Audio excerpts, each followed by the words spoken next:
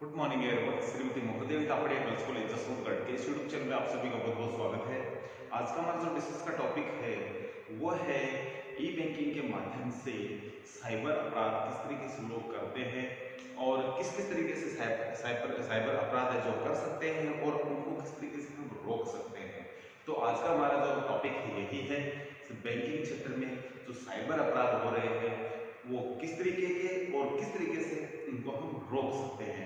हम जानते हैं कि जो हमारा देश है जो साइबर अपराध के मामले में अब काफी आगे बढ़ गए हैं।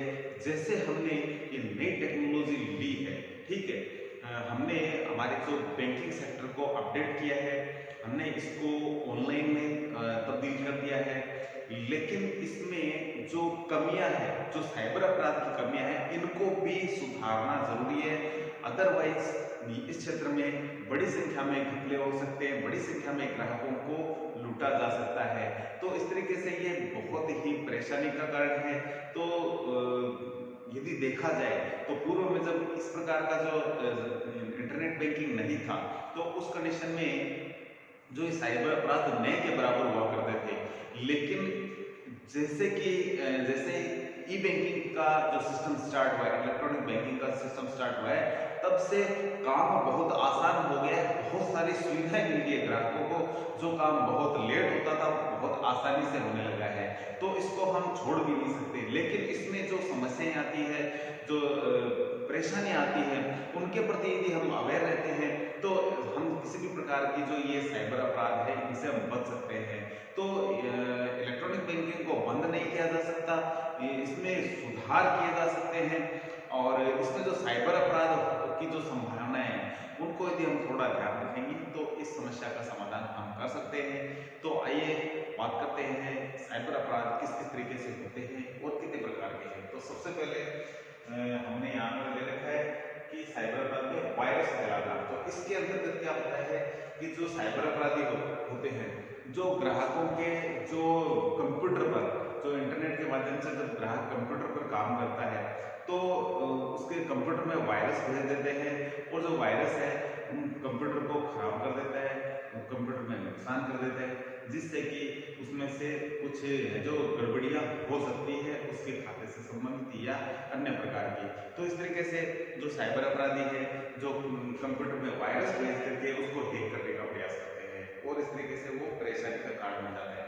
यदि ऐसी स्थिति सामने आती है तो कंप्यूटर को तुरंत बंद कर देना चाहिए या जो कंप्यूटर है उसमें जो एंटीवायरस है वो बिल्कुल अपडेट रखना चाहिए।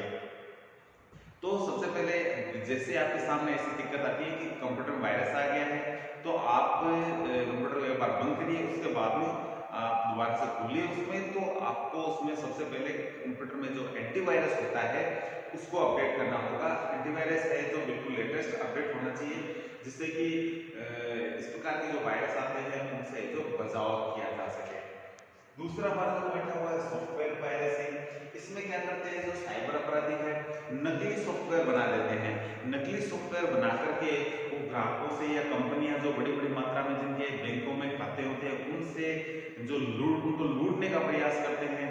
वो नकली सॉफ्टवेयर बना करके कहते हैं कि आप सभी के इसमें खाते हैं और आप अपने जानकारी दीजिए खातों की और की। तो इस तरीके से जो बड़े स्तर की जो कंपनियां काम करती है उनको लूटने का जो प्रयास है जो इस माध्यम से किया जाता है, इसमें इसको हम सॉफ्टवेयर पायरेसी कहते हैं। इसका मतलब ये होता है कि लोग साइबर अपराधी है जो इंटरनेट के माध्यम से लोगों को लूटने का प्रयास करने वाले लोग हैं, उनको हम साइबर अपराधी कहते हैं। तो ये जो साइबर अपराधी है नकली सॉफ्टवेयर बना करके कंपनियों के, क्योंकि प्रत्येक कंपनी अपना अपना अलग अलग सॉफ्टवेयर रखती है, उसमें अपना लेन देन रखती है, अपने लोगों के, अपने काम करने वाले कर्मचारियों के सभी खातों की जानकारी रखती है, पैसे का लेन देन संबंधी सब प्रकार की जानकारी होती है। तो उनमें जो साइबर अपराधी कहीं न कहीं गड़बड़ कर सकते हैं। तो इसलिए इनसे भी बचना है तो जो नकली सॉफ्टवेयर है उसकी पहचान करनी चाहिए। जैसे ये चीजें सामने आती है तो हम क्या कर सकते हैं, अपने कंप्यूटर को बंद करिए या इसकी सूचना है जो आप पुलिस में करिए, या यदि तो बैंकिंग लेन देन से संबंधित आपने कोई सूचना इनको दे भी दी तो बैंक में जाकर के सबसे पहले इन्फॉर्म करिए ताकि वो उन खातों को एक बार फ्रीज कर दे जिनसे कि कोई जल्दी से लेन देन नहीं कर पाए। और इस तरीके से जो उसके बाद में उन चीज़ों पे थोड़ा कंट्रोल किया जा सकता है।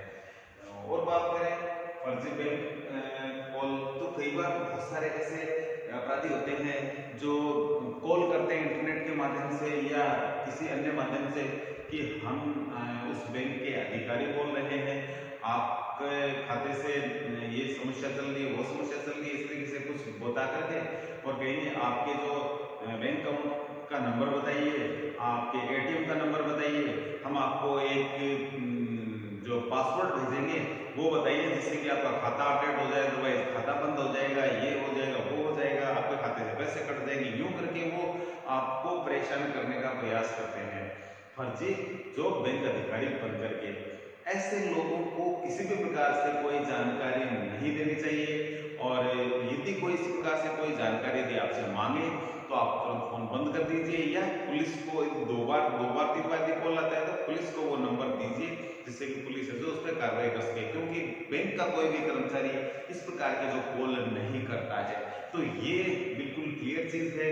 बहुत सारे हम मैसेज ऐसे देखते हैं, बहुत सारे टीवी पे हम ऐड देखते हैं जिसमें बताया जाता है कि बैंक का कोई भी कर्मचारी, कोई अधिकारी आपसे आपके ओटीपी नहीं मांगेगा, ओटीपी नहीं पूछेगा और नहीं ही किसी प्रकार के आपसे अकाउंट्स की डिटेल जो पूछने वाला है। तो ये इस तरीके से आपको थोड़ा ध्यान रखना होगा। इसके बाद में नेक्स्ट पॉइंट है वो है सोशल नेटवर्किंग साइट पर अफवाह फैलाना। कई बार क्या है कि जो साइबर अपराधी होते हैं ये क्या करते हैं, सोशल साइट्स है उन पे क्या अफवाह फैला देते हैं कि वो बैंक बंद हो गया है या वहाँ भी बहुत ज्यादा भीड़ भड़का हो गया है, वहाँ पे कुछ अनियमित जो घटनाएं हैं वो हो गई है, या बैंक में जो बैंक का जो कर्मचारी अधिकारी है वो पैसे गबन कर गया, ये कर गया, इस प्रकार से की जो अफवाह फैला करके उस बैंक को किसी न किसी तरीके से भ्रम में डाल करके वहां से कुछ पैसे लूटने का वो प्रयास करते हैं। तो इस तरीके से कहने का मतलब है ये भी अपराध की श्रेणी में ही आता है। तो जो साइबर अपराध है इस तरीके से बैंकिंग क्षेत्र में जो परेशानियों का ये अपने आप में एक कारण प्रस्तुत करने का प्रयास करते हैं। तो इस प्रकार से यदि कोई आपके सामने यदि अफवाह फैलाई जाती है तो हम क्या कर सकते हैं, हम उनसे बच सकते हैं। इस प्रकार की अफवाहों को बिल्कुल ध्यान नहीं देना चाहिए जब तक कि आप खुद बैंक में जाकर के चेक नहीं कर लेते, संतुष्ट नहीं हो जाते, बैंक के अंदर जाकर के आप अधिकारियों कर्मचारियों से बात कर सकते हो तो आप इससे संतुष्ट हो सकते हो। यदि आप केवल सोशल साइट्स के आधार पर ये तय कर लेते हैं कि बैंक में ये परेशानियां चल रही है, ये प्रॉब्लम आ रही है, तो आप खुद ही उसमें ठगे जा सकते हैं किसी प्रकार से। जो बैंक में जो प्रॉब्लम, जो बैंक में भी प्रॉब्लम क्रिएट होगी और आपको भी वो जो साइबर अपराधी है परेशान कर सकते हैं। तो इस तरीके से जो ये समस्याएं हो सकती है। वेबसाइट हैक कर डेटा चोरी, बहुत सारे साइबर अपराधी है वो क्या करते हैं कि जैसे कोई भी बैंकिंग की वेबसाइट है जहां से लेन देन से संबंधित है या अन्य कंपनियों के किसी भी प्रकार के खातों से संबंधित जो लेन देन से संबंधित जो वेबसाइट उन्होंने बना रखी है उनको हैक कर लेते हैं, उनका डेटा चोरी कर लेते हैं। डेटा चोरी करने के बाद में जो डेटा में यानी लोगों के उसमें ग्राहकों के नंबर होते हैं, डिटेल्स होती है, वो उनको फिर कॉल कर करके और किसी न किसी तरीके से उनसे पूछताछ करते हैं झूठे अकाउंट जो यानी झूठे अधिकारी बनकर, कर्मचारी बनकर के कंपनी की ओर से, बैंक की ओर से।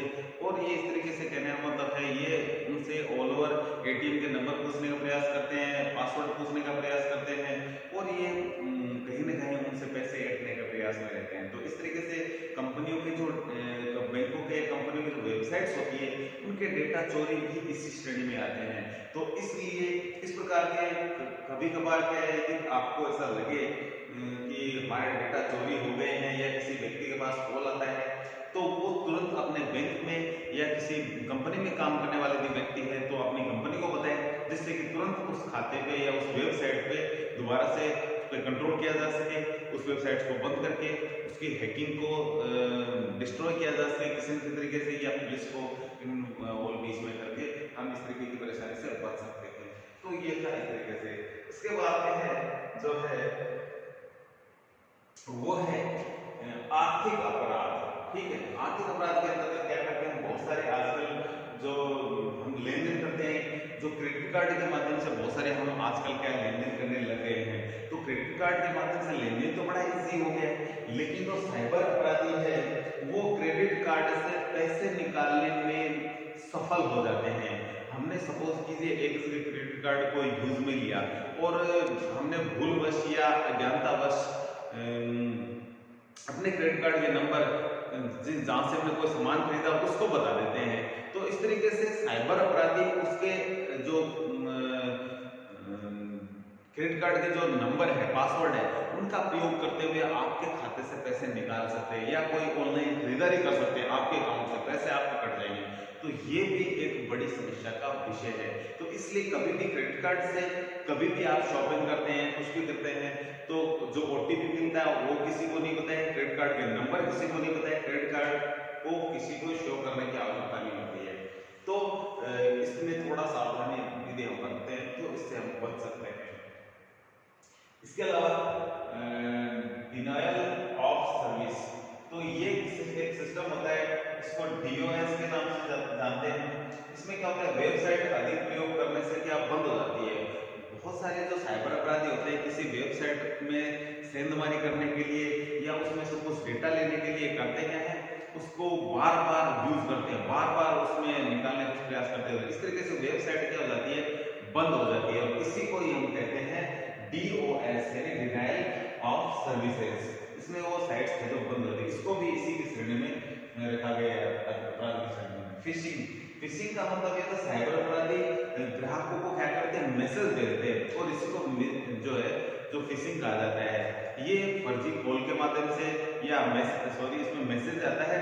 इसमें मैसेज इस प्रकार के आता है कि आपके खाते की जानकारी चाहिए हमें, हम बैंक से ये कर्मचारी है और आपके खाते में ये प्रॉब्लम हो गई, आपके एटीएम की जानकारी चाहिए। तो एटीएम की, क्रेडिट कार्ड की, इनकी जानकारी लेने के लिए, अकाउंट्स की जानकारी लेने के लिए जो ये साइबर अपराधी है, जो ये इस प्रकार के मैसेज है जो करते रहते हैं, तो इसी को फिशिंग के नाम से जानते हैं।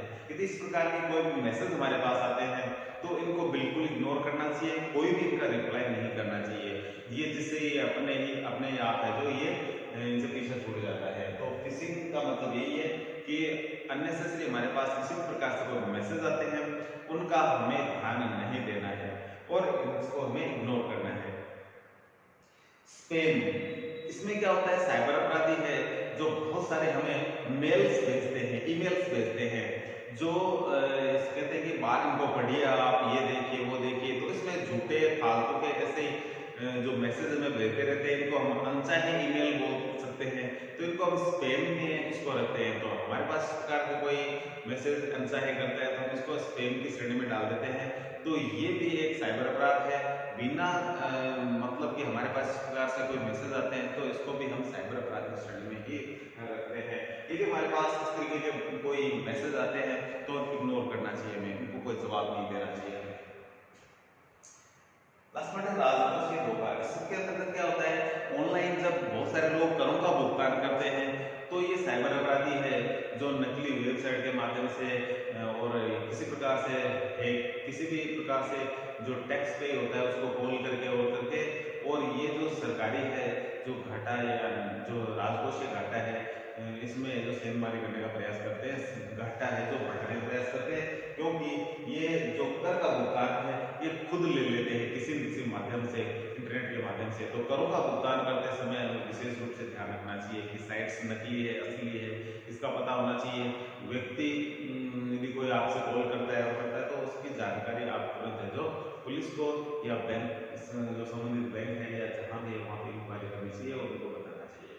तो इस तरीके से बहुत सारी जो समस्याएं हैं वो मिट सकती है। इसके अलावा जैसे कि हम एटीएम यूज लेते हैं तो एटीएम के पिन कोड है जो कभी भी किसी को नहीं बताने चाहिए।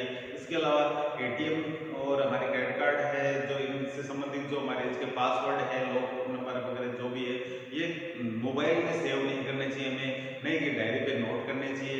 तो इनको क्या है चेंज करते रहना चाहिए समय समय पे। तो ये कुछ एक चीजें जिनसे कि हम बच सकते हैं।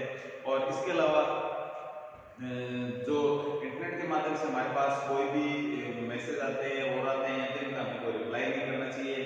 तो इस तरीके से हम इन सभी चीजों से क्या है बचाव कर सकते हैं। तो सबसे पहला बचाव ही इसमें एक सुरक्षा है।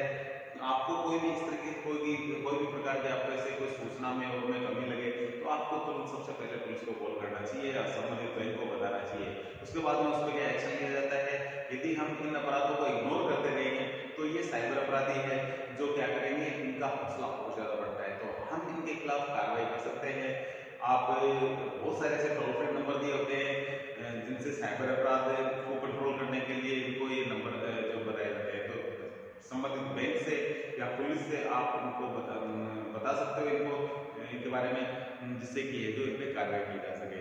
हमने जो एक छोटा सा आंकड़ा लिखा है कि साइबर अपराध बहुत ज्यादा बढ़ गया है, क्योंकि इन दिनों हम लोग बहुत बड़ी मात्रा में जो ऑनलाइन बैंकिंग या इंटरनेट बैंकिंग के माध्यम से बहुत सारे काम कर रहे हैं। 2013 में एक आंकड़ा है 5,693 साइबर अपराध थे और 15 का आंकड़ा हमारे पास तो 11,592 ये बढ़ करके इतने हो गए। तो कहने का मतलब है 2 सालों में ही बहुत बड़ी मात्रा में जस्ट डबल से ज्यादा संख्या हो गई है। तो कहने का मतलब यही है कि साइबर अपराध से बचने के लिए इनसे सावधान रहना अति आवश्यक है। तो आज के वीडियो में इतना ही, मिलते हैं नेक्स्ट वीडियो में। तब तक के लिए धन्यवाद। अपना वीडियो लाइक कीजिए, शेयर कीजिए, चैनल को सब्सक्राइब नहीं किया तो वो भी जरूर